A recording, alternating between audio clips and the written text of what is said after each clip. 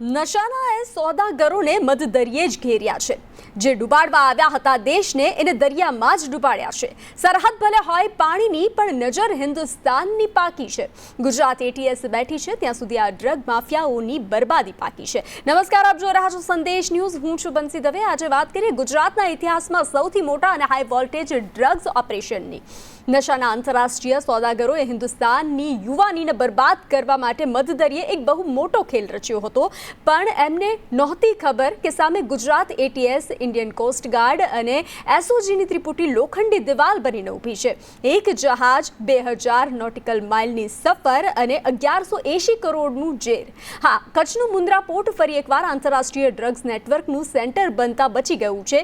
મધદરિયે એવું ઓપરેશન પાર પાડવામાં આવ્યું જે જોઈને હોલિવૂડની ફિલ્મો પણ ઝાંખી પડી જાય. પરંતુ વારંવાર આ ઘટનાઓ અનેક પ્રશ્નો ઊભા કરે છે. આખરે આ ચેન તૂટતી કેમ નથી? શું ઉણપ છે? આ જ મુદ્દે આપણે ચર્ચા કરીશું અને આપણી સાથે ગેસ્ટ ઉપસ્થિત છે અને અમારા રિપોર્ટર પણ એક બાદ એક જોડાશે. તેની સાથે પણ ચર્ચાઓ કરીશું. આપણી સાથે retired SP IPS Mayank Chavda આપણી સાથે જોડાઈ ચૂક્યા છે. જે સંદેશ ન્યૂઝમાં આપનું સ્વાગત છે.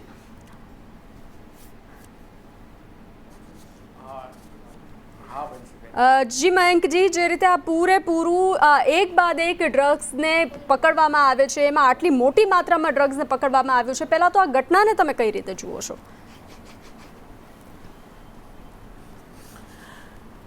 ડ્રગ્સ ટ્રાફિકિંગ એ અત્યારનો બહુ સળગતો મુદ્દો છે અને આપણું ઇન્ડિયા કોસ્ટ ગાર્ડમાં મેરીટાઈમ રૂટ ઉપર બિલકુલ એના એક કી પોઝિશન ઉપર છે. ગોલ્ડ ક્રેસન્ટ જે અફઘાનિસ્તાન, પાકિસ્તાન અને ઈરાન છે, જ્યાંથી આ ડ્રગ પ્રોડ્યુસ મોટા પ્રમાણમાં થાય છે. નાર્કોટિક્સ અને સિન્થેટિક ડ્રગ્સ બંને. અને તે ગોલ્ડન ટ્રાયેંગલ જે નોર્થ ઈસ્ટ બાજુ છે, એટલે નોર્થ વેસ્ટથી નોર્થ ઈસ્ટ બાજુનો જે રૂટ છે એમાં ઇન્ડિયા કી પોઝિશન ઉપર છે. એટલે આ ડ્રગ ટ્રાફિકિંગ વારંવાર થતું રહે છે અને આપણે એટીએસ અને કોસ્ટગાર્ડ મારફતે આને આંતરી અને પકડીએ છીએ. જી, એક વાત કે આ જહાજ બ્રાઝિલથી ઉપડી અને યુએસએ અને અલગ અલગ દેશો થઈ અને વાયા કરાચી એટલે પાકિસ્તાન થઈ ગુજરાત આવ્યું. ડ્રગ માફિયાઓ સામાન્ય રીતે હેરોઇન અને ગોલ્ડન કેન્સન્ટ જે રૂટ વાપરે છે, પણ લેટિન અમેરિકાના કોકેનને વાયા કરાચી લાવવા પાછળનું ગણિત શું હોઈ શકે? શું પાકિસ્તાનની ડ્રગ સિન્ડિકેટ હવે લેટિન અમેરિકા કાર્ટેલ સીધું કનેક્ટ થઈ ગયું છે? આ તપાસનો વિષય છે. કોઈ નવી મોડેસ ઓપરેટિવ હોઈ શકે, પણ મોટે ભાગે જે પરંપરાગત રૂટ છે ટ્રેડિશનલ, એ પાકિસ્તાન થઈ વાયા ઇન્ડિયા થઈ અને આ બાજુ જે ગોલ્ડન ટ્રાયેંગલના કન્ટ્રીઝ છે, થાઈલેન્ડ વગેરે, ત્યાં જાય અને ત્યાંથી અમેરિકા જાય છે. અફઘાનિસ્તાનમાં જે 100 રૂપિયાનું હેરોઇન હોય છે એ દિલ્હી અને તે ન્યૂયોર્કમાં જતાં એની કિંમત 1 લાખ રૂપિયા થઈ જાય છે. એટલે એમાં નફાનો ખૂબ મોટો હિસ્સો છે અને આની સાથે સાથે આતંકવાદ પણ સંકળાયેલું છે. એટલે આ પ્રક્રિયા ચાલુ જ રહે છે નિરંતર. જી, અમારી સાથે રિપોર્ટર આપણી સાથે જોડાઈ ચૂક્યા છે. અમદાવાદથી પ્રતિક જાદવ જોડાઈ ચૂક્યા છે અને અલ્પેશ ગોસ્વામી જેઓ કચ્છથી જોડાઈ ચૂક્યા છે. પ્રતિક, આપની પાસે આવીશ કે જે રીતે એટીએસને આ ડ્રગ્સ કન્સાઇનમેન્ટ અંગે પ્રથમ બાતમી કેવી રીતે મળી હતી? શું હતી પૂરી ઘટના?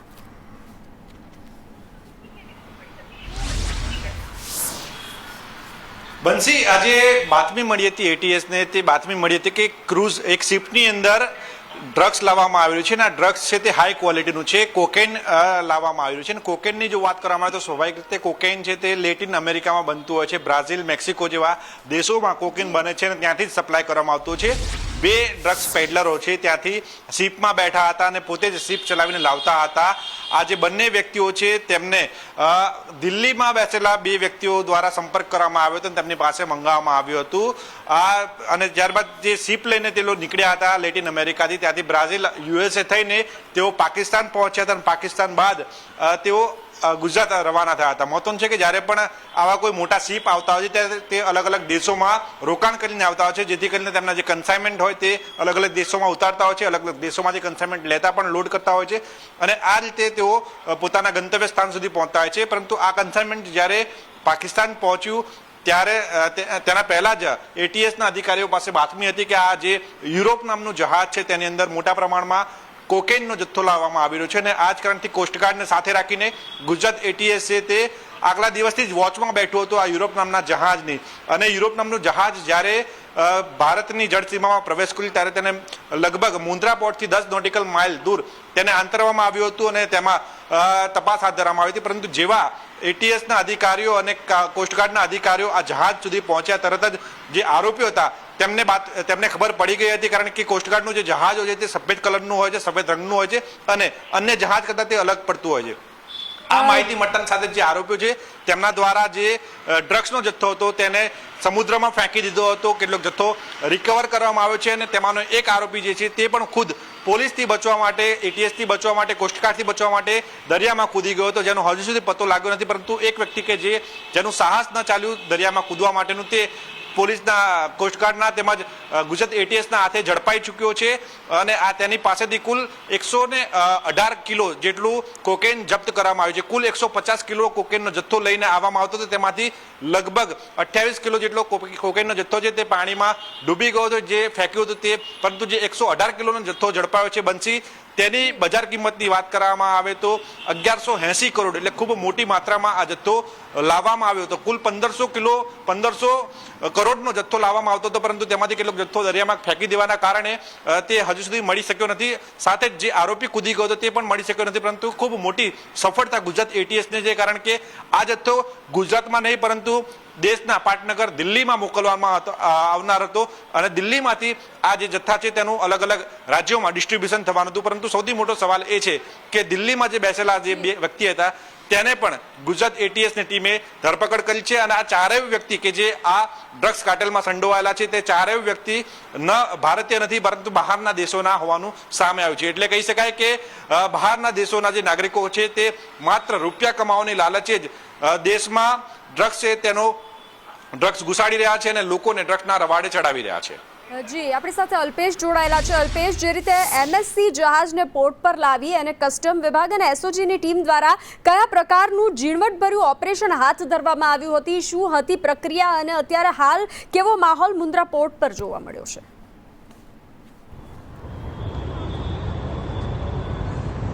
ચોક્કસથી સામાન્ય રીતે છેલ્લા થોડા દિવસોમાં જે ડ્રગ્સ પકડાયું છે તે કચ્છના જખોના આસપાસના જે કોસ્ટલ વિસ્તાર છે ત્યાંથી પકડાતું હોય છે.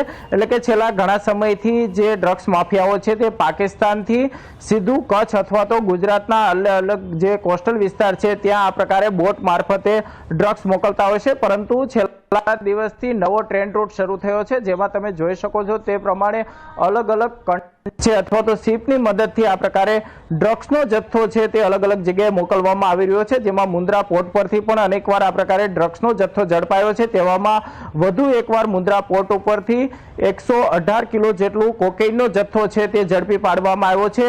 છેલ્લા થોડા વર્ષોની વાત કરવામાં આવે તો ગુજરાત એટીએસ અને કોસ્ટગાર્ડના સંયુક્ત ઓપરેશન થકી લગભગ 15 જેટલા ઓપરેશન કરીને મોટી માત્રામાં ડ્રગ્સનો જથ્થો છે તે એજન્સીએ ઝડપી પાડ્યો છે. ત્યારે વધુ એકવાર આ પ્રકારે મુન્દ્રા પોર્ટ નજીકથી જે 115 કિલો કોકેઇનનો જથ્થો છે તે ગુજરાત એટીએસ, પશ્ચિમ કચ્છ એસઓજી પોલીસ અને કોસ્ટગાર્ડની ટીમે ઝડપી પાડવામાં આવ્યો છે. સાથોસાથ આ કોકેઇનનો જથ્થો છે તે દિલ્હી જવાનો હતો તે વિગતો સામે આવી છે, જેને લઈને હાલ વિવિધ સુરક્ષા એજન્સીઓએ દિલ્હીમાં જથ્થો કોને મળવાનો હતો અને બ્રાઝિલથી જથ્થો કોને મોકલ્યો છે તેની પણ હાલ તપાસ કરવામાં આવી રહી છે.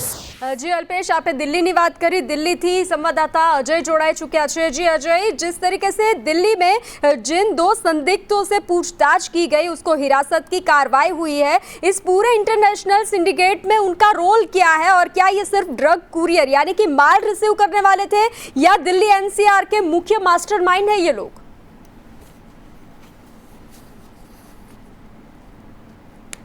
देखिए, ये मुख्य मास्टरमाइंड है या एक कड़ी है, इसके बारे में अभी जब जांच पड़ताल होगी तो उसके बारे में पता चलेगा. लेकिन सबसे महत्वपूर्ण बात यह है कि ये कोई पहली बार नहीं हुआ है. 2022 में भी इसी तरह से 3000 किलो की जब खेप पकड़ी गई थी तब भी इसी तरह से दिल्ली से एक सिंडिकेट पकड़ा गया था. 2024 में भी कहा जाता है कि 5000 करोड़ की जब खेप पकड़ी गई थी खास करके कोकीन की, तब भी दिल्ली के महिपालपुर में इसी तरह का सिंडिकेट पकड़ा गया था. यानी दिल्ली अपने आप में कोई अनजान जगह नहीं है, बल्कि जब भी कहीं पे कोकीन या ड्रग्स की सप्लाई की खेप पकड़ी जाती है खास करके गुजरात के किसी हिस्से से, तो उसका लिंक कहीं न कहीं दिल्ली से जुड़ता जुड़ता है। और ये भी जो पूरा मामला है जो कि कह सकते हैं कि ब्राजील से चला था, पाकिस्तान होते हुए मुद्रा पोर्ट के पास पकड़ा गया, तो इसमें भी जो 2 विदेशी नागरिक हैं, जिसमें एक केल्विन नाम का है जो कि नाइजीरिया का रहने वाला है और एक जेम्स जो है वो युगांडा का रहने वाला है। ये दोनों जो है निशानदेही पे ही द्वारका में पकड़े गए हैं। खास करके दिल्ली पुलिस को जब ये सूचना दी गई कि जो कोकीन की खेप पकड़ी गई है उसमें 2 लोग जो हैं वो दिल्ली में रहते हैं, तो दिल्ली पुलिस ने तुरंत इसकी कार्रवाई की और कहा जा रहा है कि उन दोनों लोगों को अब जो दिल्ली पुलिस है वो गुजरात एटीएस को सुपुर्द करेगी। उसके बाद उनसे पूछताछ की जाएगी। तो ये कोई पहली बार नहीं है, लेकिन ये जरूर कहा जा रहा है कि अब गुजरात एटीएस की एक कोशिश होगी कि जो लोग दिल्ली से पकड़े गए हैं, क्या जो खेप आ रही थी वो खेप का इस्तेमाल दिल्ली में ही होना था या दिल्ली से उसको आगे ले जाना था। ये तमाम सारी चीजें जांच पड़ताल का विषय है। लेकिन सबसे महत्वपूर्ण बात यही है कि दिल्ली में जो लोग पकड़े गए हैं, क्या ये पूरे तौर पे प्रोफेशनल हैं या किसी गैंग का हिस्सा है और बस एक टुकड़ी भर हैं। तो इसमें तमाम सारी चीजें अभी पड़ताल का विषय है, लेकिन फिलहाल यह है कि इनको सुपुर्द जो एटीएस है उसको किया जाएगा। जी જી અજય, જે પ્રતિક, જે રીતે મધદરિયે કરવામાં આવેલા ઓપરેશનની સંપૂર્ણ પ્લાનિંગ કેવી રીતે થઈ હશે, જે રીતે બાતમી મળી હતી, શું કહેવું છે તમારું? શું જાણકારી સામે આવી રહી છે?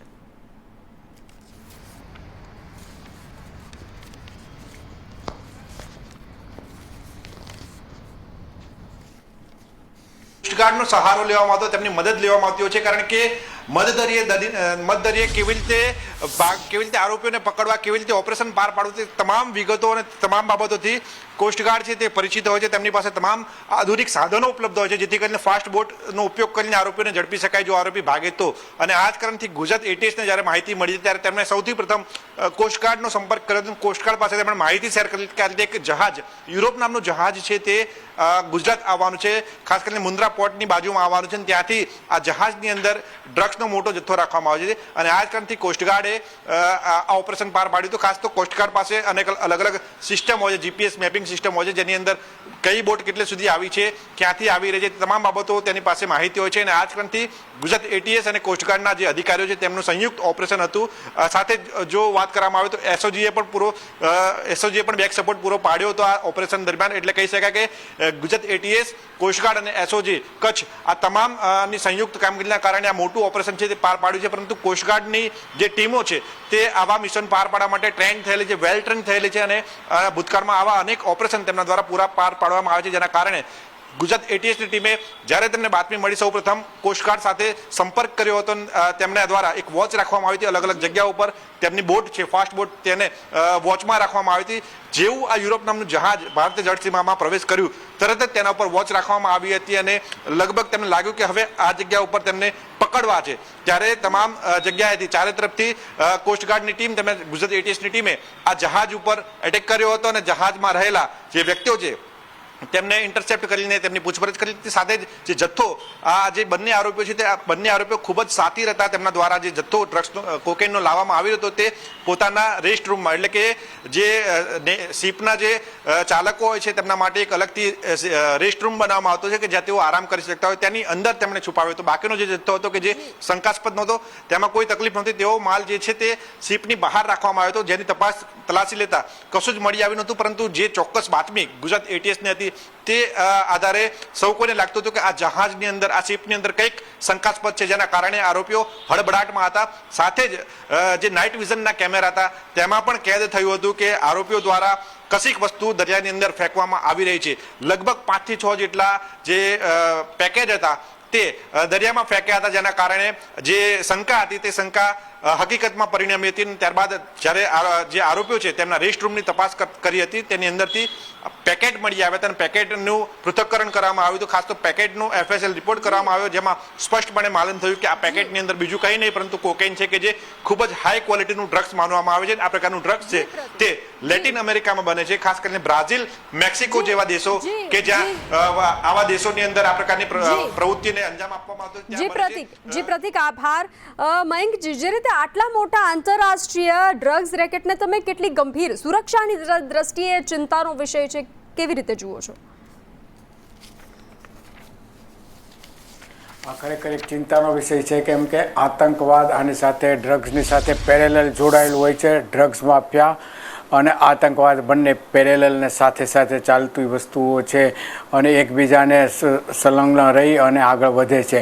એટલે આ આપણી ATS ખૂબ જ સતર્ક છે અને એટલે આ વસ્તુઓને નેસ્ત નાબૂદ કરવા માટે સતત કાર્યરત છે. એમની પાસે અત્યાધુનિક ટેકનોલોજીના ઉપયોગથી જ્યારે દરિયાના માર્ગનો ઉપયોગ કરી અને ટ્રાફિકિંગ થતું હોય છે, આપણી ATS અને કોસ્ટગાર્ડ ભેગા થઈ અને આ જે ટ્રાફિકિંગ છે, ડ્રગ્સ ટ્રાફિકિંગ, એ નાકાયા બનાવી દે છે નાકા. એટલે આ ખૂબ સારી કામગીરી છે અને આ સતત ચાલતી રહેવી જોઈએ, કેમ કે આ એવી પ્રક્રિયા છે જે અવિરત આતંકવાદ સાથે સંકળાયેલી છે અને ચિંતાનો ગંભીર વિષય છે. વળી આ ડ્રગ્સ પણ યુવાનોની જે જુવાની છે, એનું આરોગ્ય છે, અને એની દેશની સંપત્તિને ખૂબ જ નુકસાનકારક છે. એટલે કોઈ પણ સંજોગોમાં આ વસ્તુઓ અટકવી જ જોઈએ અને એના માટે ATS આપણી સક્ષમ છે અટકાવવા માટે. જી અલ્પેશ, જે રીતે પાણીમાંથી રિકવરી કરવામાં આવી, દરિયાના પાણીમાંથી 5 થેલી મળી આવી હતી, તે જહાજમાંથી ફેંકવામાં આવી હતી, તો તે બોટ નીચે છુપાયેલી હતી. કોસ્ટગાર્ડ અને ATSના આ થેલીઓ દરિયામાંથી કેવી રીતે રિકવર કરી, શું પ્રોસેસ હતી?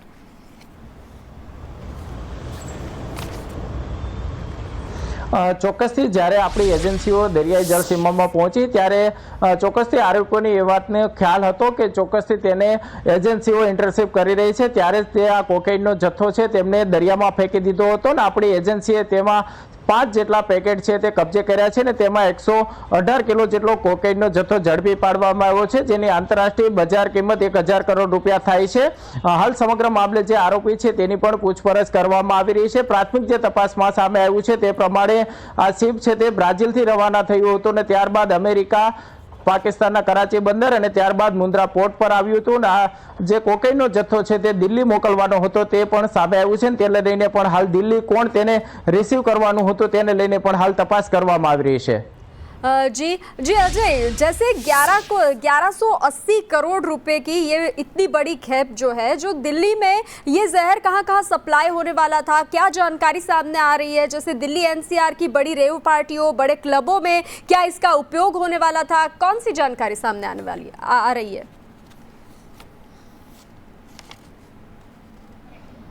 देखिए, निश्चित तौर पे ये बड़ा मसला है कि आखिर इतनी बड़ी जब खेप पकड़ी गई है तो वो दिल्ली में कहाँ कहाँ पे सप्लाई होने वाली थी, दिल्ली में कौन कौन लोग इसको इस्तेमाल करने वाले थे, खास करके ये जो पूरा कड़ी है उसमें कौन कौन लोग जुड़े हुए हैं, पहले से जुड़े हुए हैं या नहीं जुड़े हुए हैं.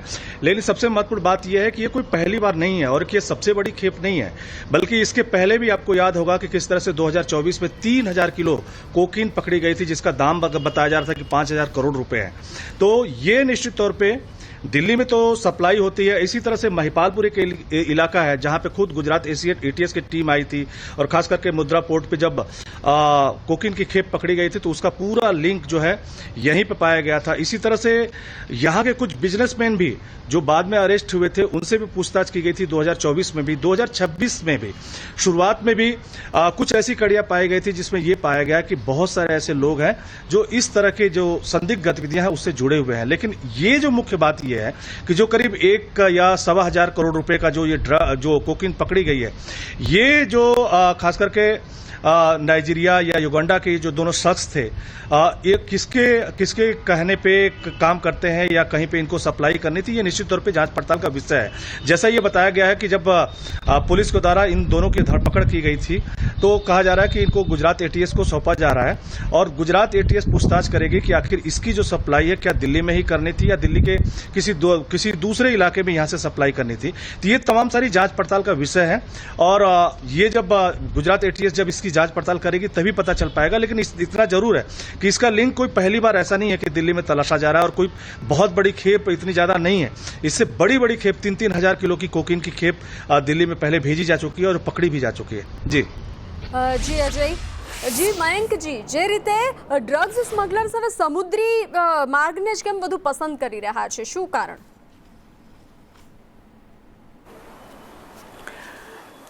ગોલ્ડન ક્રેસન્ટ છે જે ઈરાન પાકિસ્તાન અને અફઘાનિસ્તાન છે ત્યાંથી આ બાજુ થાઈલેન્ડ જ્યાં ગોલ્ડન ટ્રાયેંગલ છે તે બાજુ જાય છે. આ ખરેખર દિલ્હીમાં આનું રેકેટનો લિંક છે કે કેમ એ તપાસનો વિષય છે. દિલ્હીમાં આટલું બધું ડ્રગ્સ જાય કે કેમ તે પણ તપાસનો વિષય છે. ખરેખર આમાંને જે પકડાયેલા છે એ બધા કડી રૂપ જ પકડાયેલા હોય છે. મેઇન એના આકાઓ હોય છે જે બહાર બેઠેલા અન્ય કન્ટ્રીમાંથી એનો ઓપરેટ કરતા હોય છે. અને આટલું બધું ડ્રગ્સ ખરેખર મારા માનવા મુજબ ગોલ્ડન ટ્રાયેંગલ બાજુ જ જતું હોય છે. આ એક લિંક હોઈ શકે છે અને આ એક્ઝેક્ટલી શું કહી શકાય તો એટીએસ અને તપાસ પછી જ ખબર પડે. પણ દિલ્હીનું નામ ખાલી એક લિંક માટે પણ હોઈ શકે છે અને છેતરવા માટે પણ હોઈ શકે છે. લિંક ગોલ્ડન ટ્રાયેંગલ જ્યાંથી આ ન્યૂયોર્ક અને બીજા યુરોપિયન કન્ટ્રીઝમાં આટલું બધું ડ્રગ્સ વેચાય એવું મારું માનવું છે અને ત્યાં જ આનો મોટાભાગનો ઉપયોગ થતો હોય છે.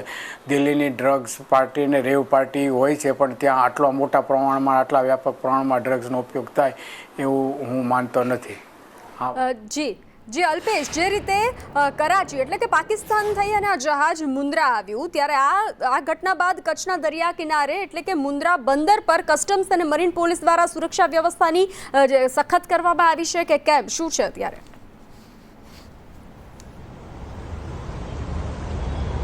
ચોક્કસથી સામાન્ય રીતે કચ્છના કોસ્ટલ વિસ્તારમાં સતત મરીન પોલીસ કોસ્ટગાર્ડ દ્વારા પેટ્રોલિંગ કરવામાં આવતું હોય છે. જે રીતે આ દરિયાઈ જળસીમામાંથી એક મોટું કન્સાઇનમેન્ટ મળી આવ્યું છે તેને લઈને ચોક્કસથી કસ્ટમ અને અન્ય એજન્સીઓએ પણ તપાસ શરૂ કરી છે. સામાન્ય રીતે છેલ્લા થોડા દિવસમાં જે ડ્રગ્સનો જથ્થો ઝડપાયો છે તે સામાન્ય રીતે કચ્છના ગુજરાતના જે દરિયાકાંઠો છે તેમનો ઉપયોગ થતો હોય છે. પરંતુ છેલ્લા થોડા સમયથી જે રીતે મુન્દ્રા પોર્ટ પર આ પ્રકારે ડ્રગ્સનો જથ્થો છે તે મંગાવવામાં આવી રહ્યો છે. ખાસ કરીને શિપ અથવા તો જે કન્ટેનર હોય છે તેની અંદર આ પ્રકારે મિસ ડિક્લેરેશન બતાવીને આ પ્રકારના મોટા પ્રમાણની અંદર ડ્રગ્સ અને કોકેઇન ને હેરોઇન આ પ્રકારના માદક પદાર્થો છે તેની હેરાફેરી થઈ રહી છે.